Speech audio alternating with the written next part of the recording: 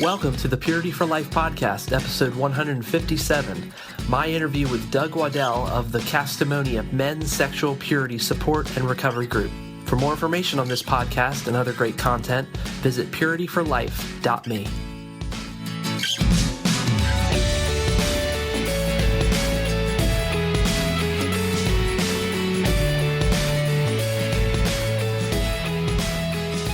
Well, hey everyone, this is Frank Honus, and I want to welcome you guys to another episode of the Purity for Life podcast.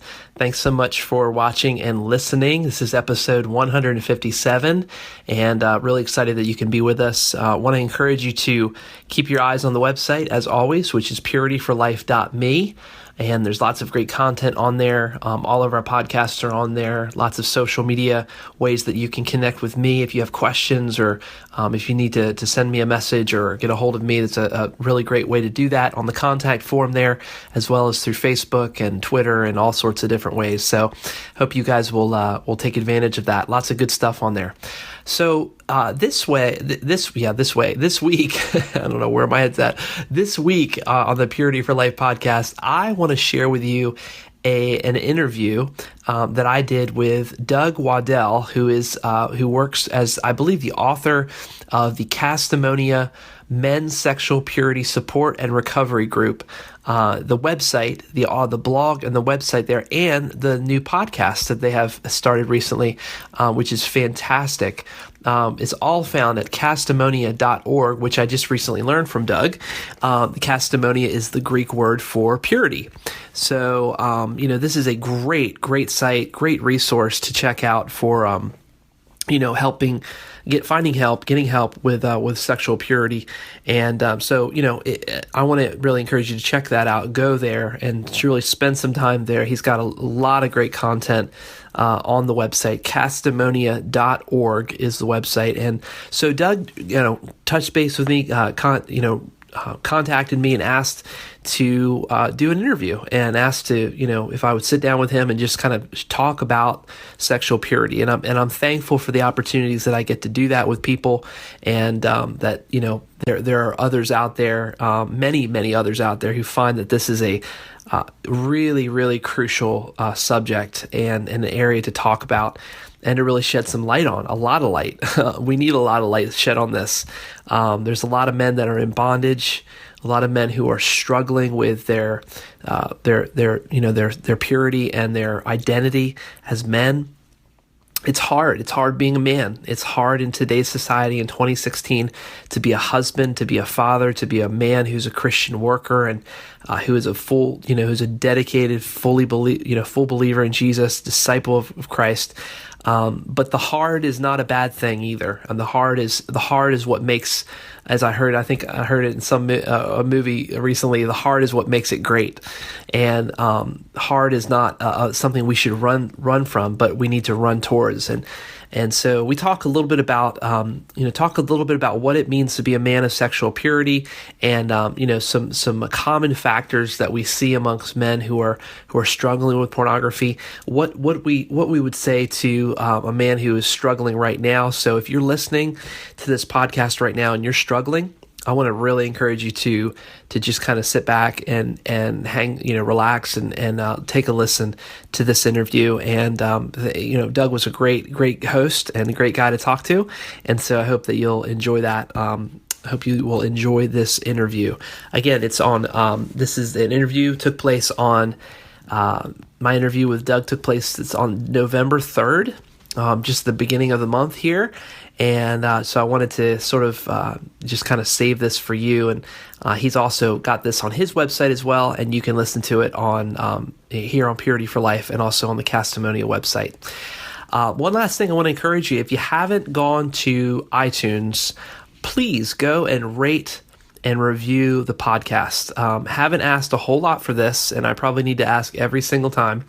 But please go on there and let us know your feedback of what you would prefer to hear, or what's really landed, what's really been some good stuff and good material, and what we can do better, how we can improve. But I would love to hear your thoughts and your feedback about the Purity for Life podcast. So go on there, iTunes, and give us go on to iTunes and give us a rating and a review, and would love that. Really, really would appreciate that. So have a great week. Today is the day after Thanksgiving, which is insane Black Friday. So I don't know if you've gone out and done your holiday shopping today, but it is a, kind of a crazy day. Nice day to be, tucked inside with a cup of coffee and listening to this podcast. So there you go. So enjoy your day and enjoy this interview with Doug Waddell of Castimonia.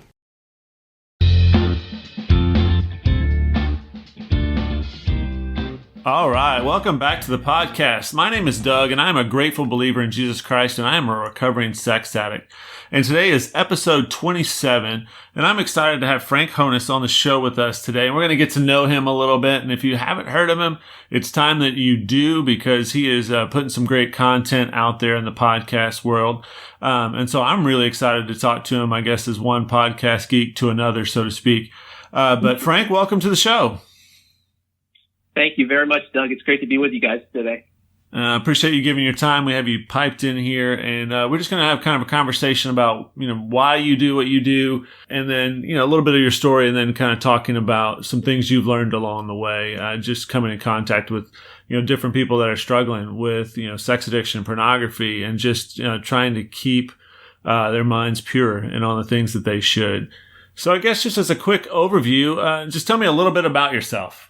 Well, I am 33 years old, and I live in a incredibly well-known city in America called Seaford, Delaware. I'm sure you've heard of that, but not seafood, Seaford, Delaware. And I am married to my wife, Tracy.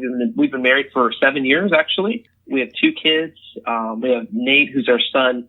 He is 3 years old, and Addie is 1 year old. So we have our boy and girl, and we're good to go on the kid realm. Awesome. And yeah, right now as for work, I actually work in the HVAC and plumbing field. I actually don't work in the field. I work in an office, and I do a lot of the IT work and work on the computers and billing and phone calls, and just kind of make sure the office is running well. And but I do that that's for the paycheck. That's not necessarily for the love and the passion of my life. Ministry wise, I just love helping guys and helping men build sexual purity in their lives, which is, the very reason we're here and talking and having conversation today. My wife and I love to worship. We love music.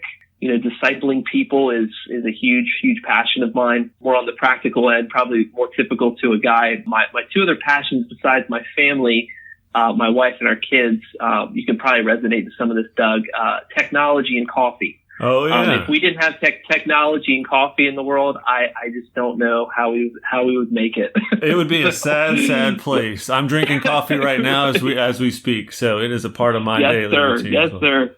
So yeah, that's a little bit about me, Awesome. Well, thanks for sharing that. I have not heard of Seaford, Delaware, so I must be in a small minority of people that haven't heard of that metropolis there. We'll have to invite you over to the beach, over to Ocean City, Maryland. We're pretty close to the beach here. Awesome. Well, I definitely know Delaware well. The first time I was in Delaware, I was actually with, dating a girl who's now my wife, but she is from that region. And she's like, well, what state do you want to go to? And I was like, you have a choice of states here that you can go to? Because I was from Texas, where you didn't say, do you want to go to Oklahoma today? It wasn't part of our conversation.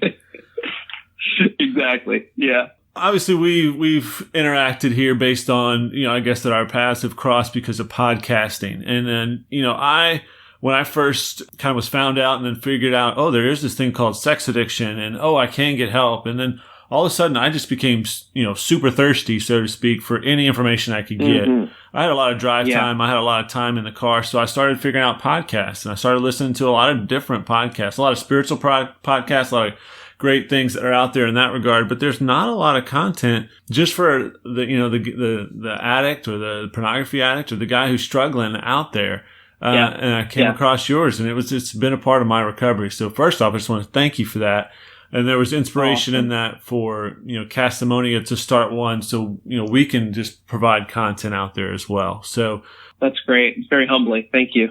And that's part of, I guess, our story. But why do you podcast? Kind of tell me about your history with that. Well, for me, I have kind of been playing around with podcasting for going on, I guess, probably say 5 years.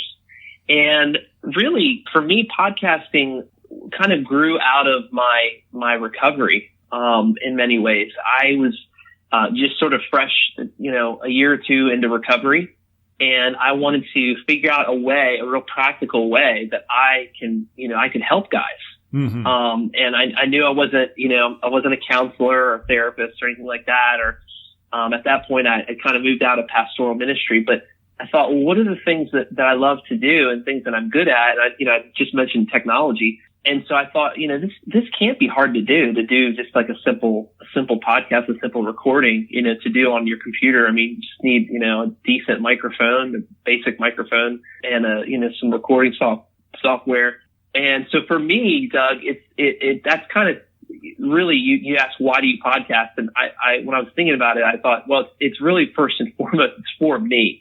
Mm-hmm. And I don't mean that in a selfish way. I just mean like in a lot of ways, I podcast because it's a part of my recovery strategy. It helps me to really stay in touch with the fact that I was once in a really, really dark place in my life, addicted to pornography. But now that I am free, it really helps me to kind of speak into the lives of other men and, men and women in any age and any, background.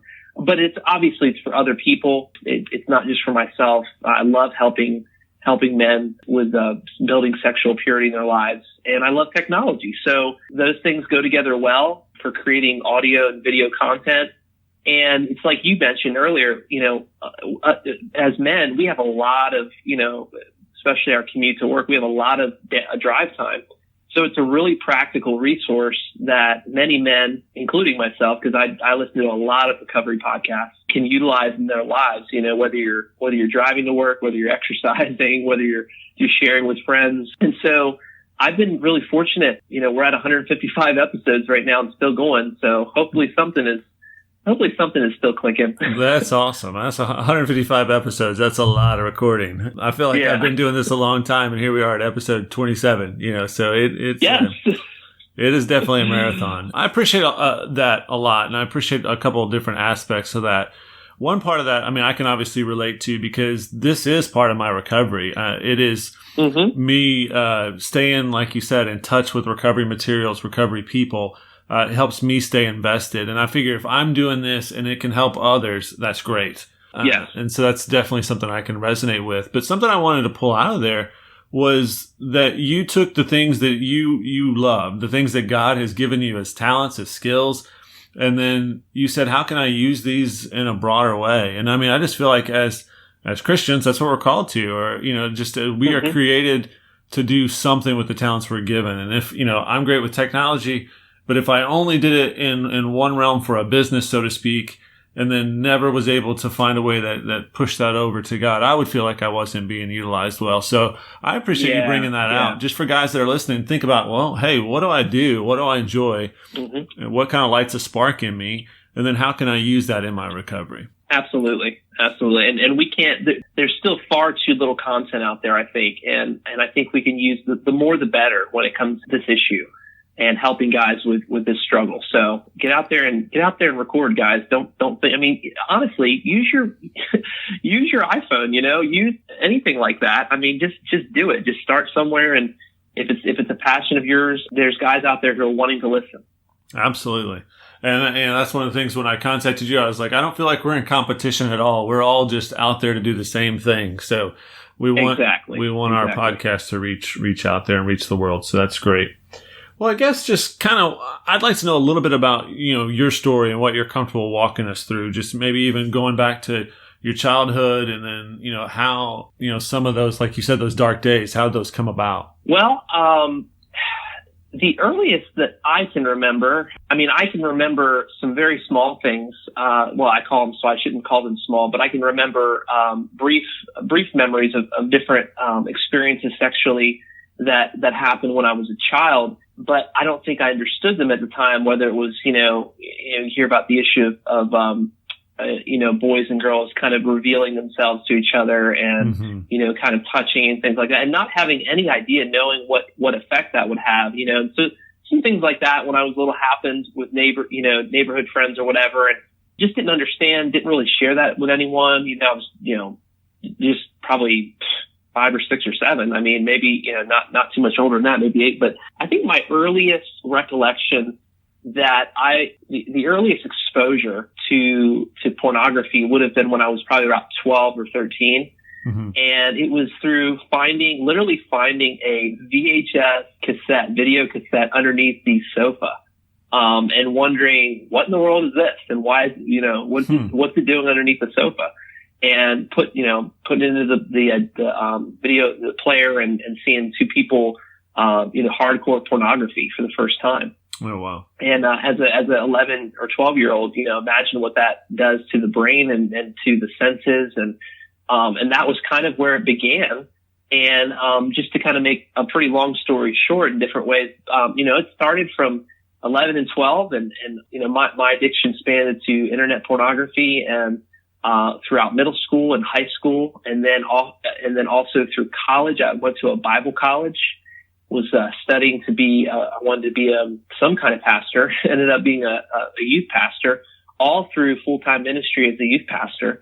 So the total of probably about 13 years of my life was just consumed and a real hidden dark place, where I was, looking at porn every day, practically late at night. Wow. Didn't share it with anybody, didn't, really was in this real kind of twisted, tug of war between loving what I was seeing, like really enjoying it. This is making me feel good. And then by the time I came to know Jesus, or gave my life to Jesus at 16, knowing that, okay, there's something really wrong with this because, right. This is not, this feels good, but I know this, like in my heart, this doesn't feel right. And, but just feeling so much guilt and shame. And I mean, it's just atypical to all the guys I'm sure listening out there feeling that guilt and shame and fear over who do I talk to? What do I say? How do I share this? Right. And then, so by the time, kind of taking me through practically my middle school, high school, young adult life to 2009, I was in a dating relationship with the woman who's now my wife, Tracy, and kind of began to share with her a little bit about my life and story, and sort of shared that my struggles were in the past, that, porn wasn't really an issue for me anymore, the typical minimalizing and kind of thing the addicts do, lying basically. And so I shared that with her, but things were still going on. I was still looking at stuff and hiding. Basically came to the point in my life where, I mean, my wife, I tell people and I don't even, this is not an understatement, but I really think my wife is the Holy Spirit because, she knows. I mean, women just know, our wives know when we're, bull crapping them, when we're lying. And so I remember one particular time we'd been dating for about a year, I think, and we were engaged to be married. She knew something had just happened, and I lied to her, and I wasn't upfront and sharing it with her. And I remember her taking her ring off, her engagement ring off, and sliding it across the table, and she's just, tears in her eyes, just destroyed and devastated, and just basically said, Frank, I can't do this. I won't live my life like this. This is not what I wanted for my life, and I love you, but I can't be married to you. And that was for me, that was one of the very first, I call them rock bottom moments, broken moments. And that was a moment where for the first time in my life, my eyes were open to how much I was destroying my life, how much my mind, my brain had been impacted by this stuff. Mm-hmm. And now my addiction was spilling over and destroying somebody else's life. Right. So yeah, I definitely, when I'm playing what you're saying through my head like a movie, you can almost just see that, what you were talking about, that minimalistic thinking of, that's not that bad. I'm sure all guys do it. So all of a sudden, a moment like that, when that ring's sliding across the table is where, it changes. You realize, all right, I don't have a framework for this. I can't minimalize this. So. Exactly. And that's really, like I said, that's where, I think that's where the place I was ready to say, okay, I've got to do something about this. I've got to do something I'm going to lose my soon to be wife before our marriage even begins. Right. And that was just devastating to me and, just killed me inside. So that's kind of where the change began to happen and process of recovery began to take place, which, I'm sure we'll talk a little bit about in the next couple of minutes. Yeah, absolutely. Well, that, I can identify with so much of that story. I know I went to a Christian college as well and figured that would cure it. It didn't, I figured, okay, well, marriage is coming. That'll cure it. It didn't. And, I slid much further down the scale, beyond pornography, but I remember distinctly lying to my then fiance or girlfriend even about, oh, I don't struggle with that. It's not, other guys do, but it's not me. And just Right. all throughout our marriage, her not believing that, just how lying and deception just becomes just almost like a natural part of the relationship, which is it's scary looking back. Yes, it is. So, Yes.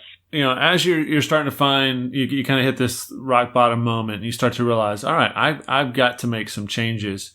What were some of the first things you put in place, or what were some of the first things you did? Well, for me, I began to, one of the things I think that if every man can take advantage of, which I know it's not always an opportunity or a possibility, but I was fortunate enough to be able to see a therapist and a counselor for probably about a year or so, and maybe a year and a half. It was interesting because the original reason that brought me into his office was, before, this is kind of rewinding, before I met my wife or started dating my wife, I was in a really, really, really impure, unhealthy relationship with a girl. And there was just things that were happening that were not good. And so we got to this place where I was a youth pastor at the same time. So I just felt this incredible turmoil inside and just this double life kind of going on. Mm-hmm.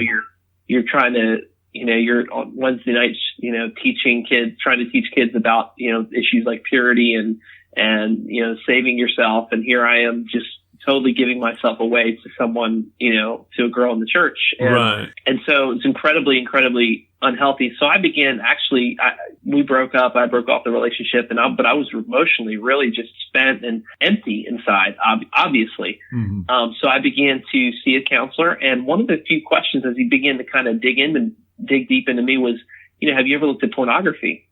Has that ever been a part of your life? And have you ever, opened that part up and seen things and looked at things? That's kind of like, what am I going to do right now? I have a choice right now to lie or right. this is a guy, I felt like I could trust him, and I was kind of, obviously you're paying for this service and you're wanting help.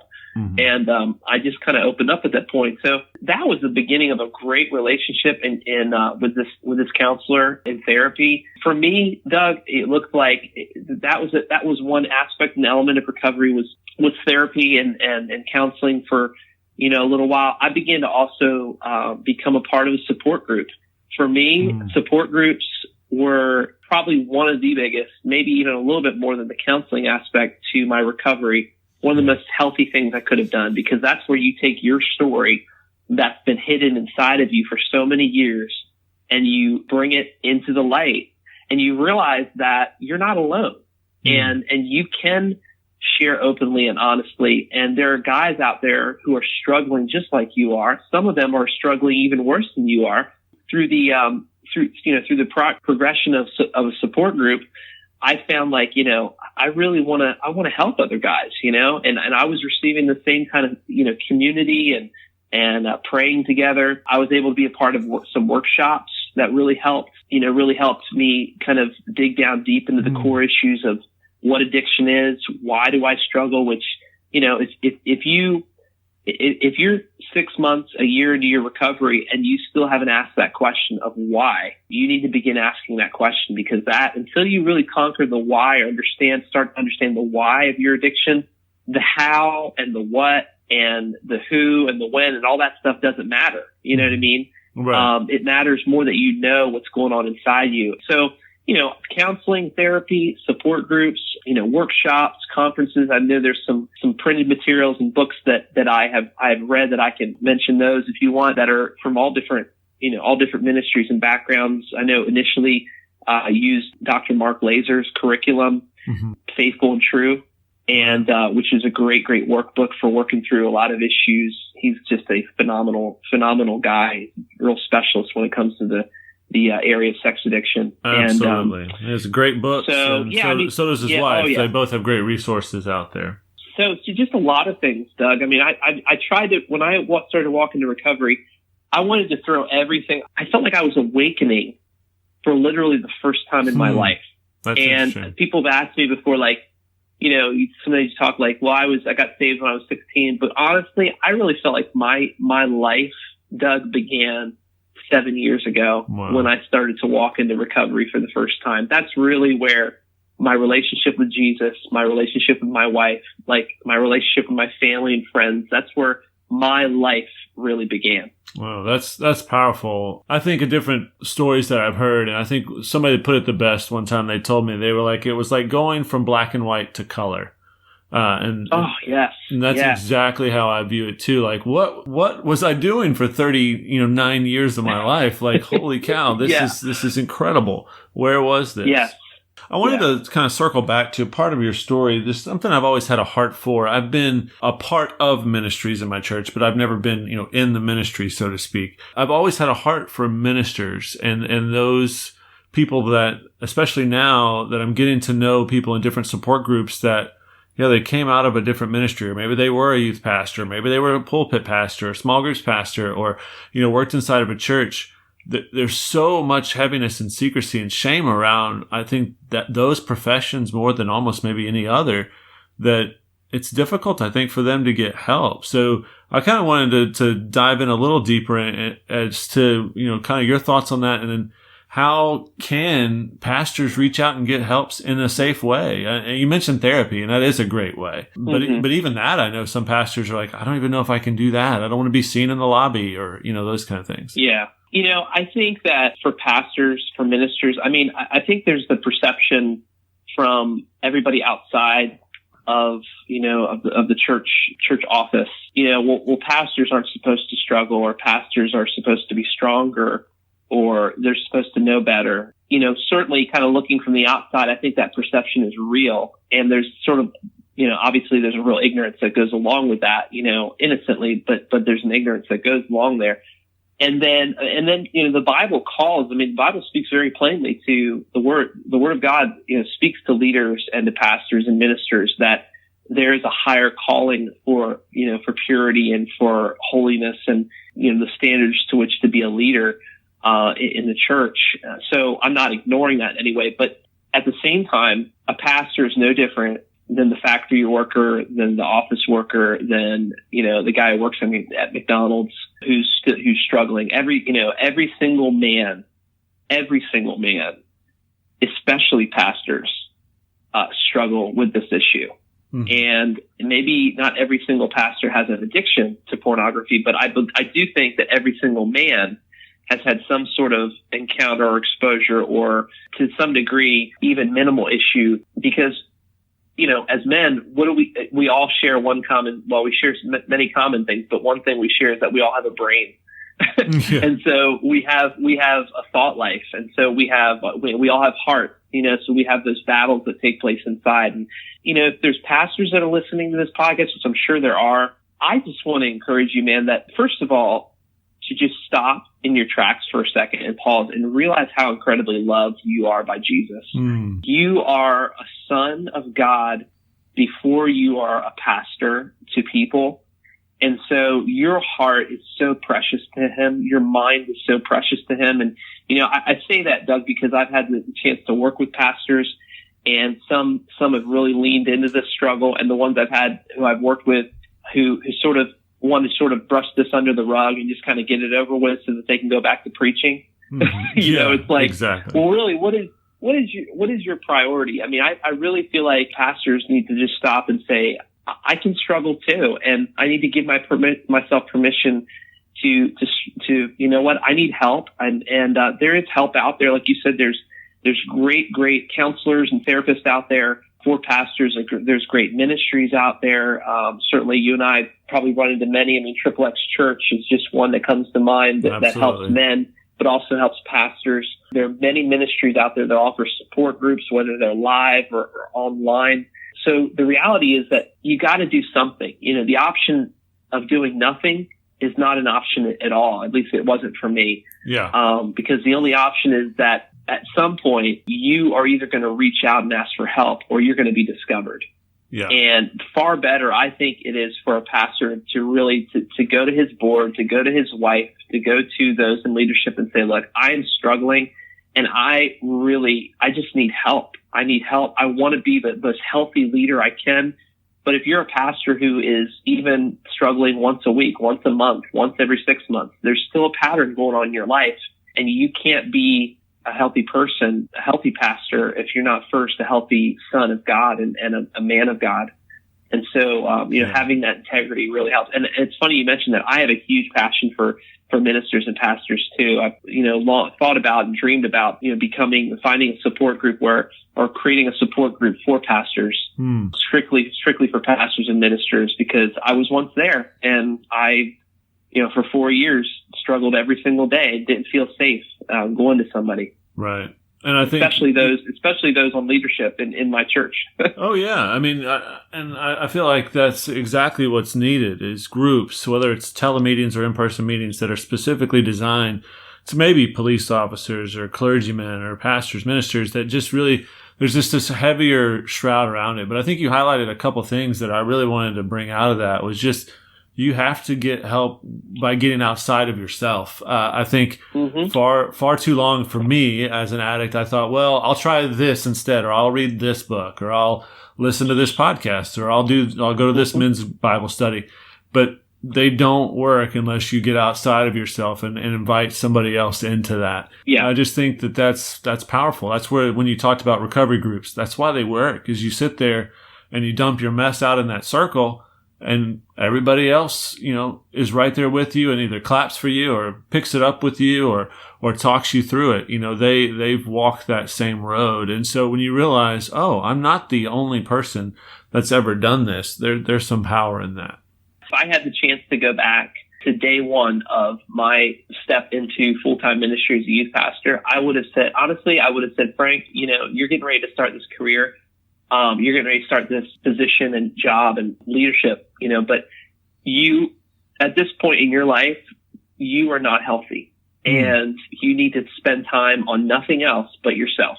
Yeah. And I just wish that a lot of pastors had that mindset that nothing else, and I underline that, nothing else is as important as your heart and your mind and your purity journey and your recovery in that moment. The church will still exist and continue to run without you, but there may be a time for you to step down, and that's okay. It's not a shameful thing. Right. That's a healthy thing for you to do. Well, and I think that highlights, probably for a lot of people, it definitely highlights about taking ambition away and looking at humility. And for me, that's where recovery took place, is when I finally said, well, all my junk was in the street, basically. But, once there was no other option except for humility, then recovery could start to work. But, I get a picture of the same thing. If I could talk to myself as a younger version, I would say, hey, just step out of this for a little bit. And don't go chasing your tail trying to become something that you're not, inevitably, or trying to become, a facade of what you think you're supposed to be. Instead, really try to figure out who you're supposed to be. And when I am in recovery groups with single guys or guys in college or even guys in late high school that come to these recovery meetings and are working on sexual purity, I have nothing but applause for those guys they're not there because their wife found out. They're not there because some great thing. They're just really trying to work on themselves. And I just think that's a powerful message. That's awesome. The way it needs to be. Yeah, absolutely. So in talking with different, guys and all the different things that you've been a part of, what are, I think we've talked about some, but what are some common elements that you find in guys that have a struggle with, sex addiction or purity issues? Well, as I was thinking about this, certainly I thought about my life first, my past, and the struggle, the journey that I went through. But I think these are sort of some that I'll just kind of hit real quick and kind of go through and just comment just a real little bit on each one. We could take one of these and talk for hours on. But what I see commonly is guys that are isolated. There's this lack of community in their life. There's this no one knows me kind of mentality. No one knows me and I don't know anyone else. Just cut off, separated from people. So isolation is what I see. And then I also see, anger. And I see a lot of guys struggle with anger. And I think for us, this begins, when we're little. And I think this begins when we're a child. And then as we grow into adolescence and teenagers, and just it begins to spill out into people's lives. So I also see anger, but also another one here, loneliness. Yeah. I see a lot of guys that are just totally lonely by themselves, and they use porn. I know when I think of this is probably one of the biggest ones for me in my past, is that I use porn really as an attempt to meet those real deep longings and internal needs for security and safety and companionship within me. Right. I was a real lonely kid, and I had two very loving parents. And somehow I felt this great sense of loneliness in my life. So I see that. I also see, guys who are stressed, who really deal really poorly, in an unhealthy way with stress. And that's certainly, porn. We try to find a release through porn. It's a very temporary, fulfilling release. It's one that, we feel temporarily, and then it just digs its hooks into us. Absolutely. And then this next one I thought was really, really sort of a big one that I think a lot of guys, Doug, are just bored. Yeah. I think guys are bored, and I think what that points to is a lack of purpose in our lives. I think a lot of men don't understand really why they're here and what their purpose is, what their calling is, what, like you were saying earlier, what you can contribute, what you can give to the world, to this culture, how you can help someone. I was bored. I was without a sense of purpose. Yeah, if you just feel like you're the only one going through that rat race of I get up at 6, I go to work, I earn paycheck, I come home. If you just get in that humdrum and you don't have a purpose and you're feeling like you're just doing it alone, I mean, you are setting up, that cycle. Sorry to interrupt you there. I just jumped out. No, that's okay.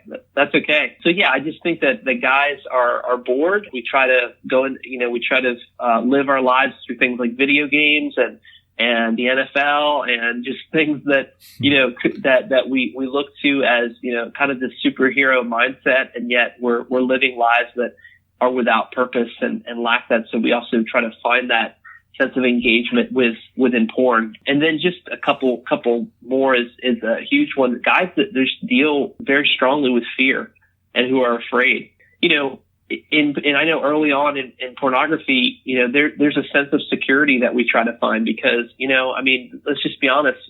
We think that the women we see on that screen that are doing things to men and sort of looking at us, they're not going to reject us. They're not rejecting me. Right. And there's a sense of false safety that we'll never be rejected by the porn star, where life presents a realistic, like life is real and you can be rejected. You can be betrayed. People can look to you and say no. And that's something that we want to run from. So there's a sense of fear. And then probably the greatest is that, all guys, the most common element I think that joins all guys together is just pain.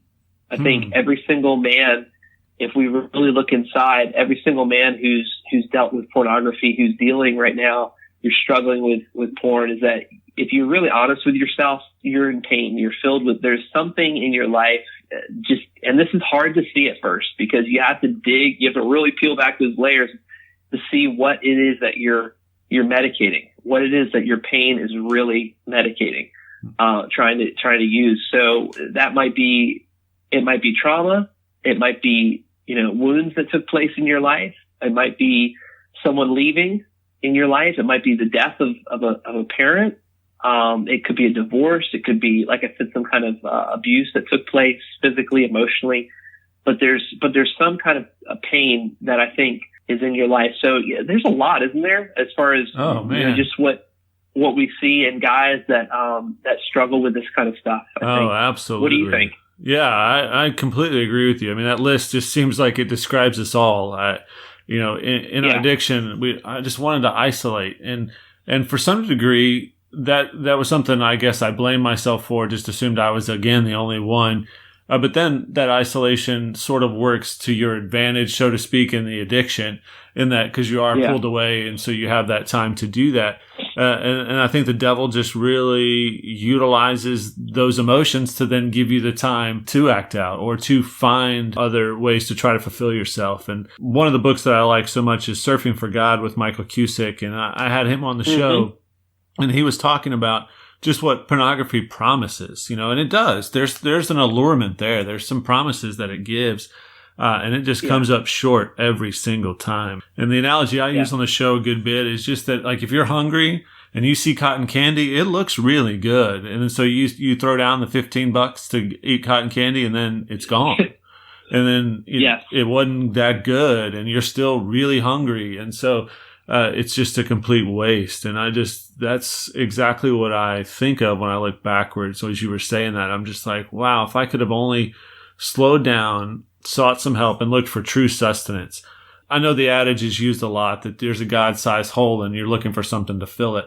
And I think, I've heard that since I was a kid probably, but, it really makes a lot of sense that what are you not slowing down long enough to be able to figure out really, number one, is your problem, and then how to correct that problem. I mean, we only get one shot at this life, and so I really want to make it count. And, you come to a place where, you realize what's really most important in my life. And I did not want to waste the rest of my life on me and not dealing with the things inside that were really hurting, and seeing, I don't know, again, just seeing the way that addiction begins to spill out of your life and destroy other people's lives.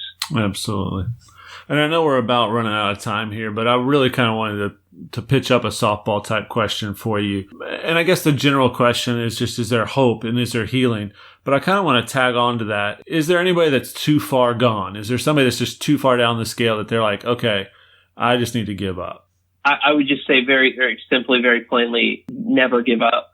Never, ever, ever, ever give up. And is there hope? Absolutely. Just totally, completely, absolute hope is possible for your life. And don't believe for a second that's exactly what, obviously what the enemy wants to lie to us and say that there is, you're too far gone, you're too dirty, you're too perverted, you're too, no one would ever like you or love you or want to help you. And look at the stuff that you look at. I mean, how can you think so many lies, Doug, that we listen to and buy into that the enemy tries to sell us? But absolutely, there is hope and healing. Those things and more are possible for your life. I think the hope piece needs to really be instilled early on when a man hits rock bottom. Because once you hit that rock bottom place and that broken place, you've got to be able to hold on to something, right? Right. And so, knowing that, being reminded when I almost lost my, pending marriage, that hope is possible, that life, that real health is possible, that I don't have to spend hours and hours being enslaved to something that leaves me feeling empty and useless. Somebody really spoke into my life and helped me with that. So that's the hope part. And I think the healing, which you and I both know, is the one that takes place over the course of a lifetime. Recovery is very much a long-term journey. So you need to be prepared for it. Be prepared that this is not drive-through McDonald's recovery. This is long-term. This is something you tend to every day of your life. Just as we spend time, getting to know Jesus, and we spend quiet time and reading the word and getting to know our spouse and loving them and loving our family, our recovery needs to really become a family member in our life. It really needs to become as close to us, I think, Doug, as Jesus and our spouse. I mean, maybe that's an overstatement, but I really try to treat recovery like that in my life right now. I mean, besides Jesus, besides my wife, recovery is my greatest aim in life. I want to be a man of sexual purity and sexual integrity no matter what in my life. And I just think that, I take that, the scripture, when scripture says, the pure in heart will see God. I take that very literally. I want to see and hear the voice of God in my life. And I know that I can't do that if there's junk inside of me that I'm not tending to. Yeah. So yes, there's absolutely hope. There's absolutely healing. Go for it. You've got two guys here that believe in you, thousands and thousands of guys out there that want to join with you. Absolutely. I can agree with everything you said there with a great exclamation point at the end. I remember my wife and I, sitting down with a pastor and his wife, and she basically looked at me and she said, "Hey, Doug, I just need to tell you, my sins are no whiter than yours." I was really blown away with that, again, here's somebody that you would think maybe their greatest sin in their life might be a little gossip here or there, but for her to say Jesus doesn't view it that way, and you're not more lost. You need grace just like I need grace. That was just a powerful message. That's really good. That's good. And I'm sorry to be cutting, but isn't that the truth though, Doug? I mean, you just hit the nail on the head. And I hope everybody out there just listen to that, because it really is.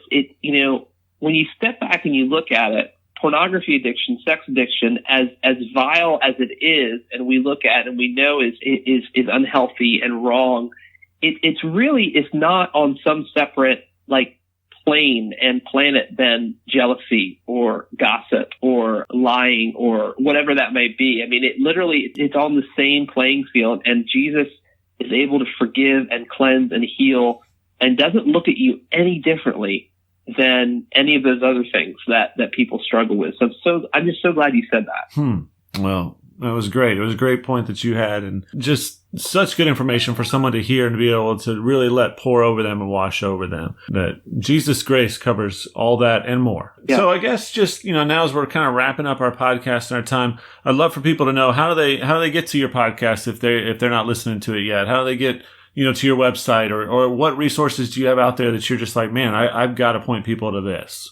Well, I think, the best place for me to start, if you are, interested in listening or watching or anything with my content, is the website, starting with the website, which is purityforlife.me.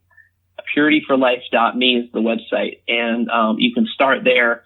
Essentially, I have the website's kind of broken up into the podcast section and the blog section. You can literally go all the way back to, if you go up to the archive link, if you want, you can go all the way back to episode 1 and listen from there. I try as a dad to a 3-year-old and a 1-year-old, and, working, every day and just having a family, and it's hard to get content up there every single day or every single week, but right. I try my best to keep podcasting, to get new content out there.